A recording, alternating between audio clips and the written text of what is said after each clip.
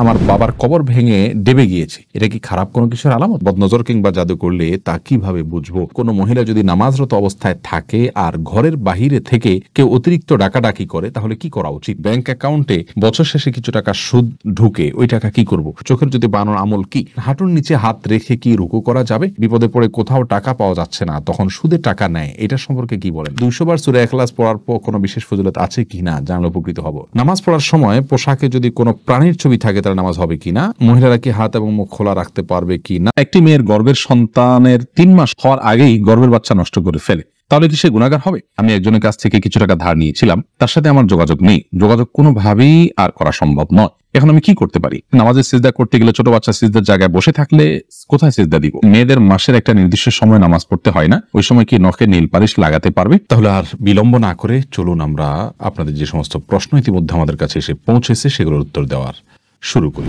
আব্দুল্লাহ আল মামুন রাজু জানতে চেয়েছেন, চোখের যদি বানানোর আমল কি?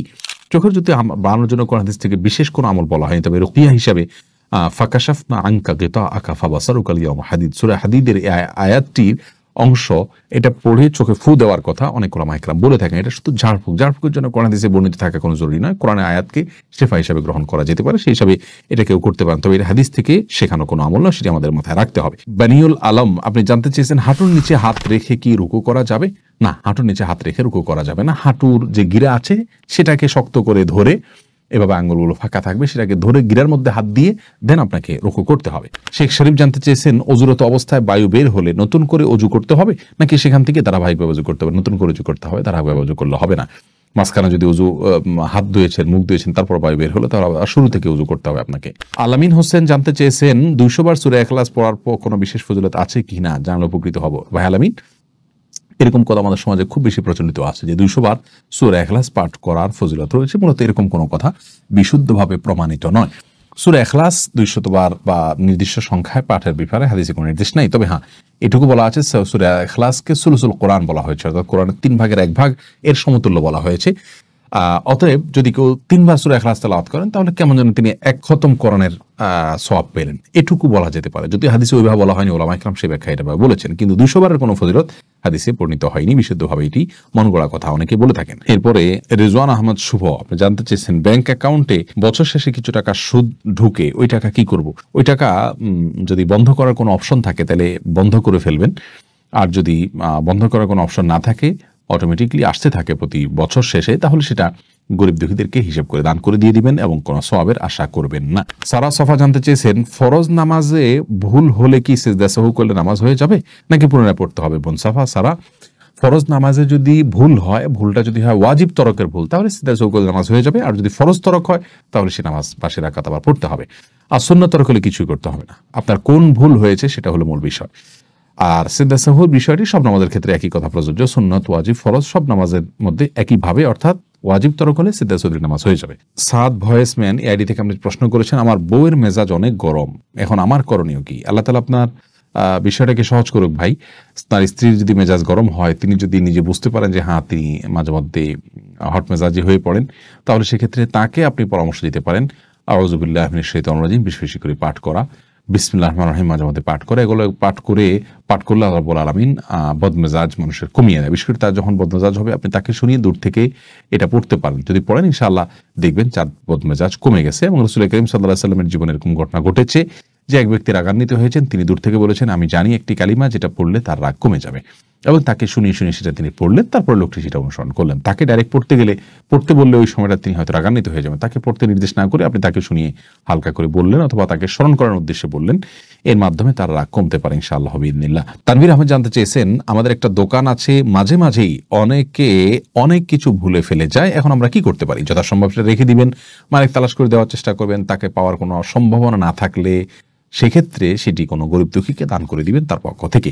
এরপরে ইমতিয়াজ মাহদি প্লাবন আপনি জানতে চেয়েছেন, বাসায় শ্বশুর শাশুড়ি আছেন, ছেলের বউকে কি সবসময় মাথায় কাপড় দিয়ে থাকতে হবে? না, এমন কোনো কথা নেই, তবে হ্যাঁ শালীনতার মধ্যে যথাসম্ভব থাকার চেষ্টা করতে হবে, এবং শ্বশুরের সামনে বিশেষ করে যথাসম্ভব নিজেকে শালীনতার মধ্যে রাখতে হবে, যাতে করে তিনি বাজে কোনো চিন্তা করার মতো কোনো পরিবেশ তৈরি না হয়, আল্লাহ মাফ করুন। তবে মাথায় কাপড় দিয়ে থাকতে হবে নির্দিষ্টভাবে, এমন কোনো কথা বাধ্যবাধকতা নেই। তানজিদ আহমেদ জানতে চেয়েছেন, বিপদে পড়ে কোথাও টাকা পাওয়া যাচ্ছে না, তখন সুদে টাকা নেয়, এটা সম্পর্কে কি বলেন? দেখুন, অনেক ভাই বোন এই কাজটি আজকাল করছেন। আল্লাহ রাব্বুল আলামিন মানুষকে পরিশ্রম অনুযায়ী তার রুজিতে, রুটিতে, উপার্জনে বরকত দিয়ে থাকেন। আমরা পরিশ্রম করব। আল্লাহ রাব্বুল আলামিন কোরআনে বলেছেন, ফাইদা কুদিয়াতিস সালাহ ফান্তাশিরু ফিল আরদ, যখন সালাত শেষ হয়ে যাবে তোমরা জমিনে ছড়িয়ে পড়ো। আমরা জমিনে ছড়িয়ে পড়ব, উপার্জনের জন্য চেষ্টা করব, ছুটে ছুটে করব। এটা আমাদের কর্তব্যের অংশ। আমরা শর্টকাট ওয়েতে উপার্জন করার চেষ্টা করব না। আপনি ছোট্ট পুঁজি নিয়ে, সামান্য পুঁজি নিয়ে রাস্তার পাশে বসে যান, শুরু করেন এবং অধ্যবসায় করেন, শেখার চেষ্টা করেন, মেধা খাটান এবং শারীরিক পরিশ্রম, কায়িক পরিশ্রম আপনি করেন। এর মাধ্যমে ইনশাআল্লাহ আল্লাহ তাআলা আপনাকে বরকত দিবেন, আস্তে আস্তে আপনি সামনে বাড়তে যাবেন। সুদের উপরে লোন নিয়ে তারপরে ব্যবসা করা কোনো অবস্থাতেই মুসলমানের জন্য জায়েজ নাই। প্রয়োজনে তিনি অল্প খাবেন, ছোট ব্যবসা করবেন। আল্লাহ তাআলা আমাদেরকে হারামকে না করার মতো ঈমানের শক্তি অর্জন করার তৌফিক দান করুন। নামাজ পড়ার সময় পোশাকে যদি কোনো প্রাণীর ছবি থাকে তাহলে নামাজ হবে কিনা, নোমান ভাই জানতে চেয়েছেন, এনএস নোমান। যদি কোনো কুকুরের ছবি কোনো ছবি থাকে, কোনো প্রাণীর ছবি থাকে, তাহলে নামাজ হয়ে যাবে, কিন্তু এই কাজটি খুবই অন্যায় কাজ, খুবই দুর্গর্হিত কাজ এবং জঘন্য কাজ। কারণ হলো সালাত পড়বেন আল্লাহর রহমত আসার জন্য, আর কোনো প্রাণীর ছবি থাকলে সেখানে আল্লাহর রহমত আসে না। তাইলে আপনার এই সালাতটাতে কিভাবে আপনি আল্লাহর অনুগ্রহ লাভ করবেন? এই জন্য কোনো প্রাণীর ছবি আছে এরকম জামা কাপড়ে সালাত আদায় করা উচিত নয়। কিন্তু যদি বিকল্প কিছু না থাকে, ওই জামাকে উল্টিয়ে পারলে পড়বে, আর সেটাও যদি কোনোভাবে করা না যায়, দোনো পাশে যদি ছবি থাকে, তাহলে সেক্ষেত্রে সালাত ত্যাগ করবে না, ওই অবস্থায় পড়ে নেবে। এরপরে মহিলারা কি হাত এবং মুখ খোলা রাখতে পারবে কি না, মাহমুদ হাসান জানতে চেয়েছেন। না, হাত মুখ এগুলো ঢাকবেন যদি ঢাকা যায়, আর যদি ঢাকা না যায় তাহলে সেক্ষেত্রে আল্লাহ রাব্বুল আলামিন বলেছেন ইল্লা মা যাহারা মিনহা, যেগুলো এমনি প্রকাশিত থাকে। অনেক উলামা ইকরাম বলেছেন তার মধ্যে হাতের কবজি, পায়ের পাতা, এগুলো প্রকাশিত থাকে, যার কারণে এগুলো না ঢাকলেও চলবে। ফিতনার এই যুগে মানুষ মেয়েদের কাপড় চোপড় এবং তাদের শরীরের যে কোনো অংশ দেখেই বাজে চিন্তা করে, যার কারণে একজন আত্মসম্মানবোধী মায়ের জন্য সেগুলোকে ঢেকে ফেলাটাই হলো উচিত এবং উত্তম। শফিকুল ইসলাম জানতে চেয়েছেন, কোনো মহিলা যদি নামাজরত অবস্থায় থাকে আর ঘরের বাহিরে থেকে কেউ অতিরিক্ত ডাকাডাকি করে তাহলে কি করা উচিত? যতই ডাকাডাকি করুক না কেন, নামাজটাকে চালিয়ে যেতে হবে যদি ফরজ নামাজ হয়। আর সুন্নত নামাজ হলে যদি ডাকটা শুনে তিনি বুঝতে পারেন যে তার মা বাবা কোনো বিপদে পড়ে ডাকছেন বা জরুরি কোনো কাজে ডাকছেন, মা বাবা যদি ডাকেন তাহলে সেক্ষেত্রে ছেড়ে চলে যেতে পারেন সুন্নত নামাজ হলে। ফরজ নামাজ হলে কারোর ডাকে, সাধারণ ডাকে যাবেন, নামাজ শেষ করে যাবেন। প্রয়োজন নামাজটাকে একটু তাড়াতাড়ি শেষ করতে পারেন যদি মনে হয় ডাকটা খুব বেশি প্রয়োজনীয় কোনো ডাক। আর যদি কোনো ব্যক্তির মৃত্যুর মুখে পতিত হয়েছেন, এরকম কিছু আঁচ করতে পারেন তিনি, তাহলে সেক্ষেত্রে ফরজ হলেও নামাজ ছেড়ে দিয়ে তার জীবনকে রক্ষা করার জন্য তিনি অগ্রসর হয়ে যাবেন, এটা তার কর্তব্যের অংশ। মোহাম্মদ তাকিব জানতে চেয়েছেন, বদনজর কিংবা জাদু করলে তা কিভাবে বুঝবো? এটা একটু জটিল আসলে। বেশিরভাগ ক্ষেত্রে আপনার রকিয়া যারা করেন তারা এরকম রোগীকে কিছু তিলাওয়াত শুরু করলে তাদের মধ্যে অস্থিরতা শুরু হয়, বিশেষ কিছু আলামত তারা দেখতে পান, তার মাধ্যমে বোঝা যায়। এছাড়া অনেকগুলো পদ্ধতি আছে বোঝার জন্য, যেগুলো আসলে সঠিক নয়। সেগুলোতে কুফরি কালামের আশ্রয় নেওয়া হয়, জিনদের আশ্রয় নেওয়া হয়, অনেকভাবে করা হয় যেগুলো সঠিক নয়। রাখি আক্তার জানতে চেয়েছেন, আমার বাবার কবর ভেঙে ডেবে গিয়েছে, এটা কি খারাপ কোনো কিছুর আলামত? না, খারাপ কোনো কিছুর আলামত নয়। এটা মাটির কোনো সমস্যার কারণে হতে পারে। কোরআন হাদিস থেকে এটাকে খারাপ কোনো আলামত বলে বলা হয়েছে বলে আমাদের জানা নেই। আলফাত ফারজান আপনি লিখেছেন, স্বামীর সামনে টিপ লাগালে গুনাহ হবে কি? সৌন্দর্য বর্ধনের জন্য লাগাতে পারেন, কোনো অসুবিধা নেই, সেটি জায়েজ আছে। এরপরে এমআরএস আপনি লিখেছেন, মেয়েদের মাসের একটা নির্দিষ্ট সময় নামাজ পড়তে হয় না, ওই সময় কি নখে নীল পালিশ লাগাতে পারবে? হ্যাঁ, ওই সময় নখে নীল পালিশ লাগাতে পারেন। মাসিকের সময়তে যেহেতু আপনার সালাত নেই, অতএব নীল পালিশ আপনি ব্যবহার করলেন, আপনার ওযু করার প্রয়োজনীয়তা নেই, আপনি এটা করতে পারেন। এরপর যখন পবিত্র হবেন তখন আপনি সেখান থেকে নেল পালিশ গুলোকে রিমুভ করে আপনি ওযু করে নামাজ পড়লেন, এটা জায়েজ আছে, কোনো অসুবিধা নেই। ইবাদত ইসলাম আপনি লিখেছেন, ওযু করে আয়না দেখলে কি ওযু ভেঙে যায়? না, এতে কোনো ওযু ভাঙে না। বিথি রহমান আপনি লিখেছেন, নামাজের সিজদা করতে গেলে ছোট বাচ্চা সিজদার জায়গায় বসে থাকলে কোথায় সিজদা দিব? সেক্ষেত্রে একটু ডানে বামে আপনি সরে সিজদা করতে পারেন, তাতে কোনো অসুবিধা হবে না। একটু এক কদম ডানে সরে গেলেন বা এক কদম বামে সরে গেলেন কিংবা এক কদম পেছে সরে গেলেন, কোনো অসুবিধা নেই। আর যদি কোনোই জায়গা না থাকে তাহলে এক হাতে আলতো করে বাচ্চাকে একটু সরিয়ে তারপর আপনি সিজদা করতে পারেন, কোনো অসুবিধা নেই। এরপরে চামেলি খাতুন আপনি লিখেছেন, পরিবারের সদস্যদের সঙ্গে শান্তি বজায় রাখার জন্য ছোট ছোট মিথ্যা বলা যাবে কিনা? ছোট ছোট মিথ্যা আর বড় বড় মিথ্যা সর্বাবস্থায় ঘৃণিত এবং জঘন্য অপরাধ, এটি মৌলিকভাবে করা যাবে না। তবে দুজনের মধ্যকার বিবাদ মেটাবার জন্য যদি মিথ্যা বলতে হয়, একজনের কাছে গিয়ে অন্যজনের ব্যাপারে ইতিবাচক কথা, এমন কোনো কথা বলা যাতে করে তাদের মধ্যে সম্পর্কটা জোড়া লাগে, তো সেটাকে শরিয়া জায়েজ রেখেছে। পরিবারের সদস্যদের মধ্যে যদি এরকম কোনো পরিস্থিতি তৈরি হয় তাহলে সেক্ষেত্রে ওই ধরনের মিথ্যা কথা বলা জায়েজ আছে। এছাড়া আপনি খেয়াল খুশি মতো আপনি মিথ্যা বললেন পরিবার সদস্যদের মধ্যে, তথাগত শান্তি বজায় রাখার জন্য এটি জায়েজ নয়, বরং সত্যবাদিতার অভ্যাস আমাদের মধ্যে গড়ে তুলতে হবে। মিথ্যা আজ আমাদের রন্ধ্রে রন্ধ্রে ঢুকে গেছে, যার কারণে আমরা আমাদের কেনাকাটা, আমাদের কাজ কাম, আমাদের শিক্ষা জীবন, আমাদের শিক্ষকতার জীবন, আমাদের কর্মজীবন, আমাদের জীবনের প্রতিটা ক্ষেত্রে আজ মিথ্যার সয়লাভ হয়ে গেছে। এই জায়গায় পরিবারের শান্তি বজায় রাখার নাম দিয়ে আবার তথাকথিত ছোট ছোট মিথ্যা বলার বিষয়টি কখনো অনুমোদিত হতে পারে না। আব্দুল করিম পাটোয়ারি লিখেছেন, ফরজ নামাজ শেষে বৈঠকে দুরূদ শরীফ পড়া শেষ করার পূর্বেই ইমাম সালাম ফিরিয়ে ফেললেন, সেক্ষেত্রে আমার করণীয় কি? ফরজ নামাজের শেষ বৈঠকে ইমাম আপনার দুরূদ শেষ করার আগে যদি সালাম ফিরিয়ে ফেলেন, তাহলে আপনি খুব দ্রুততার সাথে দুরূদ শেষ করবেন। আর যদি দুরূদ শেষ করতে অনেক দেরি হয়, তাহলে সেক্ষেত্রে কোনো একটা স্টেশনে দাঁড়িয়ে সালাম ফিরিয়ে ফেলবেন, আপনার সালাত হয়ে যাবে ইনশাআল্লাহ। অর্থাৎ যে কোনো একটা জায়গায় অর্থবহ হয়, যেমন আল্লাহুম্মা সাল্লি আলা মুহাম্মাদ ওয়া আলা আলি মুহাম্মাদ শেষ করলেন, পরে আপনি সালাম ফিরিয়ে ফেললেন, কারণ এখানে একটা অর্থবহ বাক্য হয়ে গেল।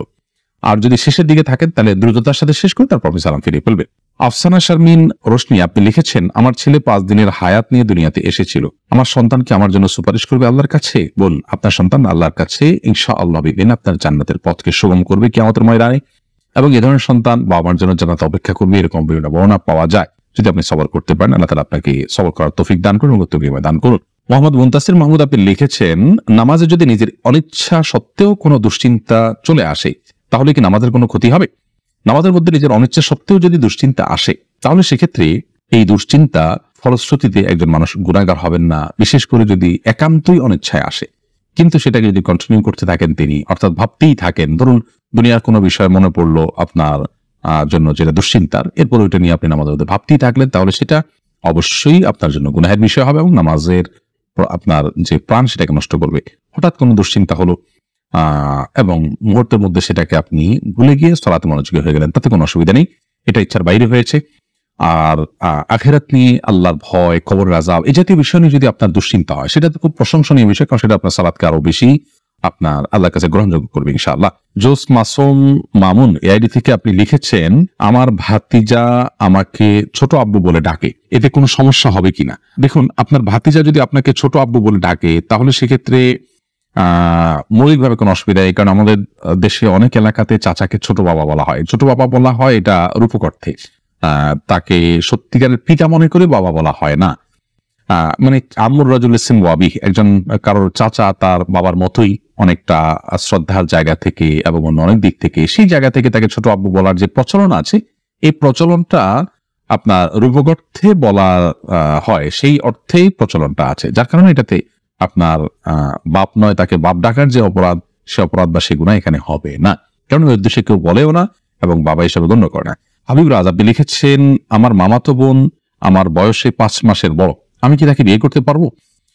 দেখুন, যিনি বয়সে বড় তার সাথে বিবাহ বন্ধনে আবদ্ধ হওয়া মৌলিকভাবে জায়েজ আছে, এটি কোনো নাজায়েজ বা হারাম কোনো বিষয় নয়। আমাদের সমাজে এটাকে দোষণীয় মনে করা হয়, সেটা আমাদের সমাজের দোষ বলতে পারেন। শরিয়াত এটাকে যাকে আপনার নিষিদ্ধ করেনি, বিধায় বয়সে বড়র সাথে বিবাহ বন্ধনে আবদ্ধ হতে পারে। বিশেষ করে নবী করিম সাল্লাল্লাহু আলাইহি সাল্লাম তিনি নিজেও খাদিজা রাদিয়াল্লাহু তাআলা আনহাকে বিয়ে করেছেন, তখন খাদিজা রাদিয়াল্লাহু তাআলা আনহা বয়স তার চাইতে বেশি ছিল। এখান থেকে বোঝা যায় নিজের চাইতে বয়সে বড় কাউকে বিয়ে করাটা শরিয়ার দৃষ্টিকোণ থেকে মৌলিকভাবে অনুমোদিত, এটাকে দোষণীয় মনে করাটা বরং দোষের বিষয়। আমাদের শরিয়াতে এত ফ্লেক্সিবল রেখেছে বিষয়গুলোতে, অথচ আমরা সেগুলোকে অনেক বেশি আপনার সংকুচিত করে ফেলছি, এবং যার ফলশ্রুতিতে নানা রকমের অপরাধ প্রবণতা কিন্তু আমাদের সমাজে বেড়ে চলেছে। শারমিন আক্তার আপনি লিখেছেন, আমি একজনের কাছ থেকে কিছু টাকা ধার নিয়েছিলাম, তার সাথে আমার যোগাযোগ নেই, যোগাযোগ কোনোভাবেই আর করা সম্ভব নয়, এখন আমি কি করতে পারি?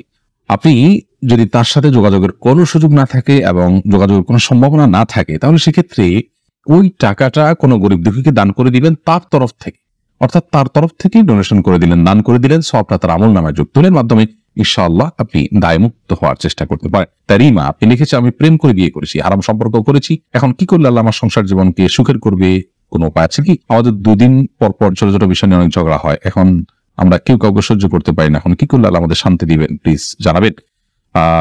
বোন তারিমা, আপনারা আল্লাহর কাছে আগের কৃতকর্মের জন্য লজ্জিত হয়ে ধন্যবাদ ক্ষমা চাইবেন, চোখের পানি ফেলে মাপ চাইবেন, যে আল্লাহ আমাদের অন্যায়ের জন্য আপনি মাফ করে লজ্জিত থাকবেন। এর পাশাপাশি সুখী দাম্পত্য জীবনের জন্য আল্লাহর কাছে বিশেষভাবে দোয়া করবেন, সেই সাথে সুখী দাম্পত্যের জন্য যে আমলগুলো আছে সেগুলো করবেন, সবর এটার কসরত করবেন, যে ধৈর্য ধরে ধৈর্যের পাহাড় হওয়ার চেষ্টা করবেন, ইনশাআল্লাহ আল্লাহ তাআলা আপনাদেরকে সুখী করবেন।